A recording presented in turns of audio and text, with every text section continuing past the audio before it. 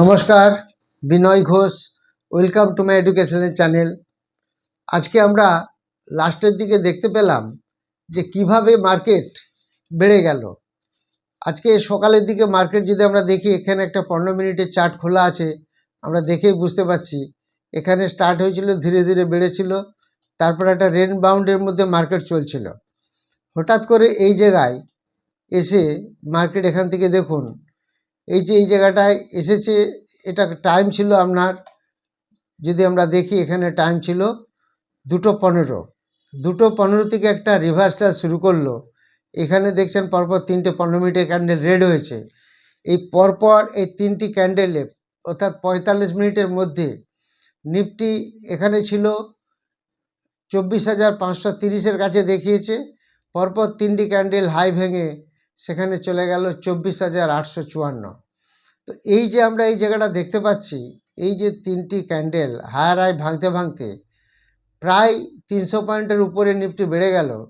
তার কারণগুলো নিয়ে আমরা একটু আলোচনা করব আজকে। কি কারণের জন্য হঠাৎ করে কি খবর এলো বা বাড়লো কেন, যতটুকু যে আমরা নিউজগুলি পেয়েছি সেগুলি আপনাদের সঙ্গে শেয়ার করব, আপনারা একটু দেখে নেবেন। তো যেটা মেন ব্যাপার, এই নিফটি আজকে বাড়ার মূলে যে কারণগুলি আছে সেগুলি আপনাদের সঙ্গে একটু আমি শেয়ার করছি। প্রথমে আপনাদের দেখাচ্ছি যে নিফটি যে আজকে 900 পয়েন্টের উপরে বেড়ে গেল, সেই 900 পয়েন্টে বাড়ার মেন কারণ কিছু কিছু ব্যাপার এখানে দেখা যাচ্ছে। 4-5টি বিষয় এখানে একটা ক্লিয়ার হয়েছে। যেটা দেখা যাচ্ছে, নিফটি যে আজকে তীব্রভাবে ঊর্ধ্বমুখী হয়েছে এবং গত কয়েকদিনে নিফটি প্রচুর পড়ে গেছিলো এবং পড়ে যাওয়ার ফলে অনেকেই বিক্রি করে একটা টাকা হাতে রাখতে পেরেছিলেন। এবং আজকে যে ঘটনাটি ঘটল, বিশ্ববাজারে একটা ব্যাপক ইতিবাচক একটা গতিবিধি এবং তেল সরবরাহের উপর আশ্বাস পাওয়া গেছে। তার ফলে রিলায়েন্স ইন্ডাস্ট্রি আজকে প্রচুর শক্তিশালী, অর্থাৎ আজকে রিলায়েন্স ইন্ডাস্ট্রি প্রচুর কেনা হয়েছে, যার ফলে রিলায়েন্স ইন্ডাস্ট্রি প্রায় 3% বেড়ে গেছে, 3%-এর মতো।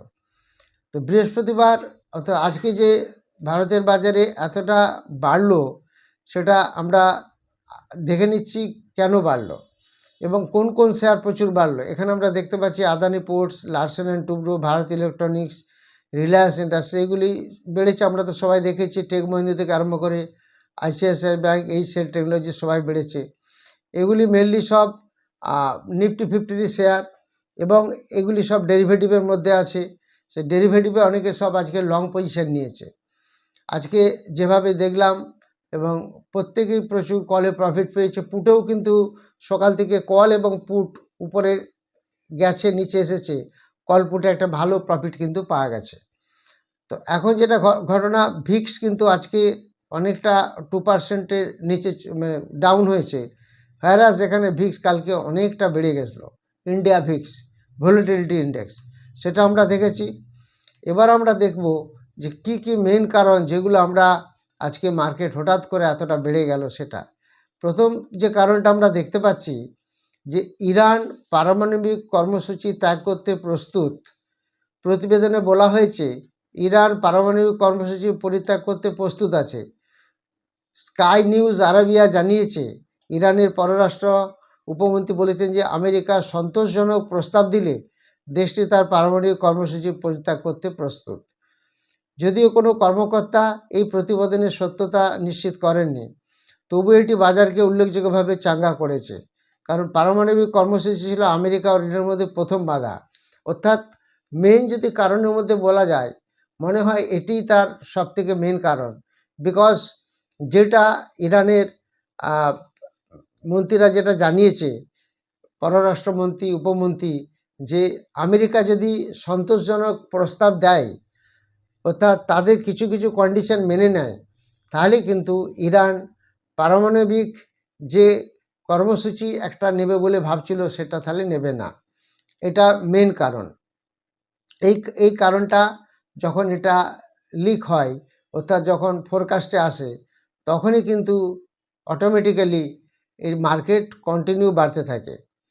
ইরানের রাষ্ট্রীয় সংবাদ মাধ্যম আইআরএনএ পরে স্পষ্ট করে জানিয়েছে যে মন্ত্রীর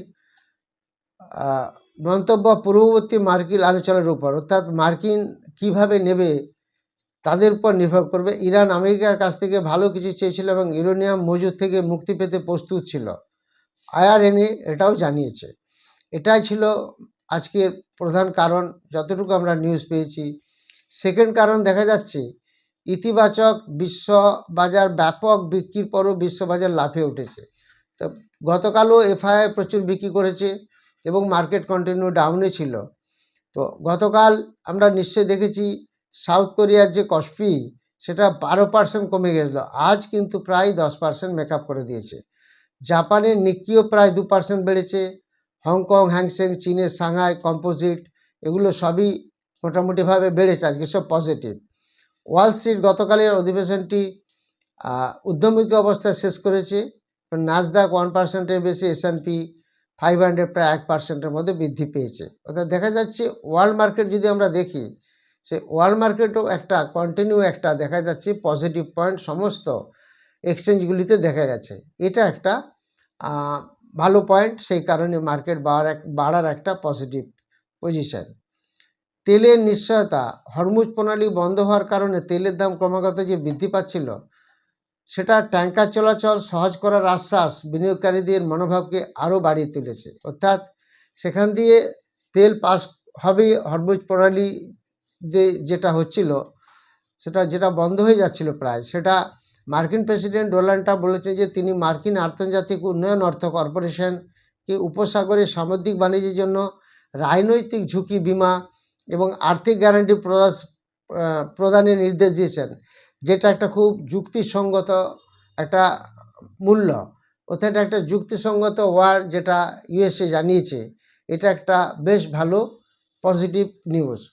তিনি আরও বলেছেন যে প্রয়োজনে মার্কিন নৌবাহিনী হরমুজ প্রণালী দিয়ে তেল ট্যাঙ্কারগুলিকে এসকর্ট করা শুরু করতে পারে। হরমুজ প্রণালী দিয়ে যাতায়াতকারী বেশ কয়েকটি ট্যাঙ্কার যে বোমা ফেলেছিল, হরমুজ প্রণালী দিয়ে যান চলাচল কার্যকরভাবে স্থগিত হয়ে গেল, প্রায় স্থবির হয়ে পড়েছিল, তার বিবৃতি এলো।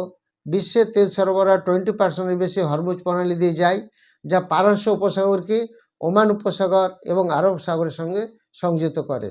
এটাও একটা পয়েন্ট দেখা গেল, এই হরমুজ প্রণালীর ব্যাপারটা অনেকটা একটু সলভ হয়েছে। এরপরে যে পয়েন্ট আমরা পাচ্ছি সেটা হচ্ছে গতকাল টাকার দাম, আমাদের যে ইন্ডিয়ান রুপি, সেটা অনেকটা কমে গেছিলো, প্রায় 92.30 এরকম জায়গায় একটা চলে গেছিলো ডলারের ভ্যালু ইন্ডিয়ান রুপির সঙ্গে এক্সচেঞ্জে। সেইখান থেকে আজকে 91.60 এরকম জায়গায় এসে বন্ধ হচ্ছে বা এরকম জায়গায় দাঁড়াচ্ছে, এরকম জায়গায় চলছে। অর্থাৎ আজকে ডলারের এগেনস্টে রুপির দাম অনেকটা বেড়েছে। এটা একটা ভালো পয়েন্ট ছিল, এই পয়েন্টটাও মার্কেটকে সাহায্য করেছে। এছাড়া হেভিওয়েট রিলায়েন্স ইন্ডাস্ট্রি লিমিটেড জোরালো হয়ে ক্রিয়েটিভ হেভিওয়েট রিলায়েন্স ইন্ডাস্ট্রি শেয়ারের দাম 3% বাড়িয়েছে, এই কারণে যে এটা একটা নিফটি 50-র মেন ওয়েটেজ কোম্পানি। এটা যেহেতু ওই তেলের ব্যাপারটা কিছুটা সলভ হয়েছে, হরমুজ প্রণালীর ব্যাপারটা, সেই জন্য রিলায়েন্স ইন্ডাস্ট্রি আজ প্রচুর বেড়েছে। এটা একটা বড় একটা পজিটিভ পয়েন্ট ছিল। এই পজিটিভ পয়েন্টগুলি থেকে আমরা দেখতে পাচ্ছি আজকে মার্কেট হঠাৎ করে এতটা বেড়ে যাওয়ার কারণ। আপনারা যে কমেন্টগুলি দিয়েছিলেন সেগুলি আমি ওদের বলবো। তার আগে আপনারা জানেন যে 26 এপ্রিল যে ক্লাস শুরু হবে, একটি অফলাইন ব্যাচ এবং একটি online batch. Offline batch either শুরু হবে সকাল 10টা, 10:30 অথবা 2টো থেকে 2:30টার মধ্যে, আর অনলাইন ব্যাচ শুরু হবে রাত্রিবেলা 8টা থেকে 10টার মধ্যে। এই দুটি ব্যাচ শুরু হবে, যেখানে আমরা fundamental, technical, future option, swing trading, intraday trading, এর সাথে সাথে candlestick chart pattern, price action সমস্ত কিছু শেখানো হয়। এবং শুধু নট অনলি দ্যাট, তার সাথে সাথে আমরা কিভাবে স্টক সিলেকশন ফর্মুলা শিখব, স্টক সিলেকশন ফর্মুলা থেকে কিভাবে স্ক্যান করে আমরা এভরিডে, ইন্ট্রাডে এবং তার সঙ্গে সঙ্গে সুইং ট্রেড এবং ফিউচার অপশানে কোন স্টকে আজকে আমরা কাজ করব সেগুলি আমরা বুঝতে পারি ওই স্টক সিলেকশন ফর্মুলা থেকে। শুধু তাই নয়, তার সাথে সাথে আমরা লাইভ মার্কেটেও ক্লাস দেখাই, যে ফর্মুলাগুলি আমরা শিখলাম, যে স্টকগুলি এলো সেগুলিকে আমরা কিভাবে কাজে লাগাবো সেগুলো দেখানো হয়। এরকম ক্লাস শুরু হচ্ছে 26 এপ্রিল। যারা ইন্টারেস্টেড তারা যোগাযোগ করবেন। তন্ময় চ্যাটার্জি জানতে চেয়েছেন সিডিএসএল, ক্যাম্পস, কোচিন অনেকগুলি শেয়ার বলেছেন, এই সময় অ্যাভারেজ করা কি ঠিক হবে? হ্যাঁ, এই সময় আপনি কিছুটা করে অ্যাভারেজ করতে পারেন, বিকজ স্টকগুলি অনেকটা পড়ে গেছে। অনেকটা পড়ার ফলে আপনি একটা পার্টলি, পুরোপুরি নয়, কিছুটা অ্যাভারেজ করতেই পারেন। ভাস্কর ধারা, পার্থ সারথী, প্রামাণিক জানতে চেয়েছেন আদানি টোটাল গ্যাস 60 শেয়ার্স আমার কেনা আছে, যেখানে 760-এ কেনা আছে, 480 চলছে। আপনি যদি 380 থেকে 90-এর এইরকম জায়গায় পান তাহলে আরেকটু এটাকে স্টেকটা বাড়িয়ে নেবেন। সেন্টু মণ্ডল, পিকলু মিশ্র, কোথা ব্যানার্জি জানতে চেয়েছেন আরভেলেন কি আরও নিচে আসতে পারে।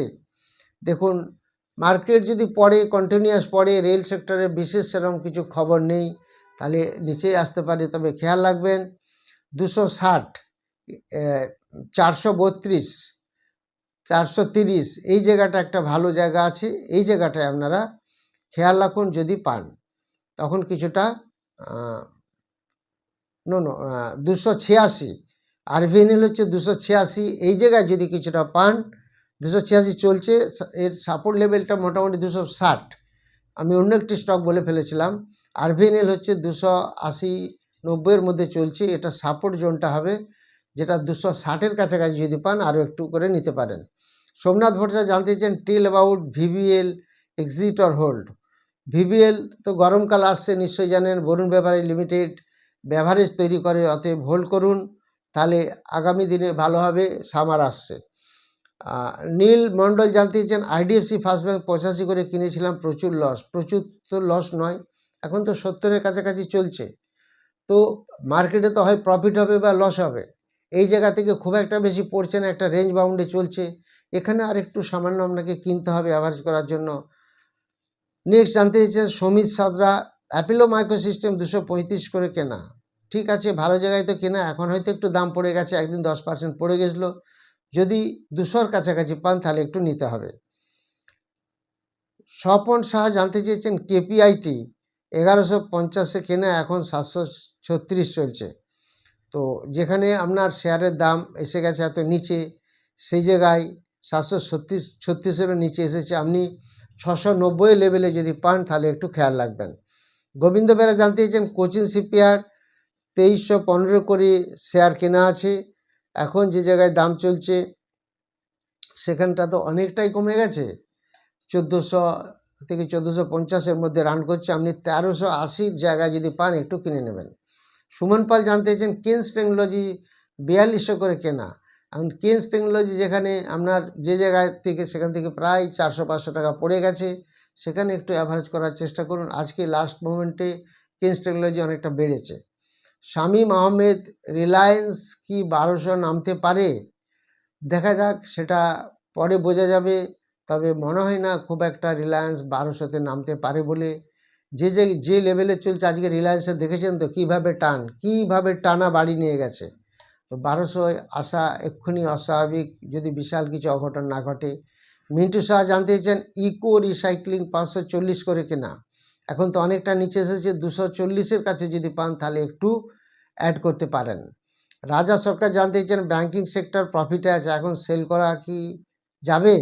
দেখুন, ব্যাংকিং সেক্টর তো একটা ভালো রান দিল, যদি আপনার মোটামুটি 5 থেকে 10% প্রফিট থাকে বা তারও বেশি, তাহলে অন্তত কিছুটা স্টেক রিলিজ করে দেবেন, তাহলে হাতে পয়সা থাকলে, এখন তো যুদ্ধের পারিপার্শ্বিক যা অবস্থা চলছে, যে কোনো সময় মার্কেট ডাউন আবার হতে পারে, আজকে দেখেই খালি বোঝা যাবে না মার্কেট যে টানা বেড়ে যাবে, অতএব তখন সুবিধা হবে। রাজা সরকার জানতে চেয়েছেন, এটা বললাম। আর সৌনক রায় জানতে চেয়েছেন ওয়ার্ড উইজার ইনোভেশন 46 করে কিনা, এখন তো ও কোথায় চলে এসেছে, আপনি কি খেয়াল করেননি?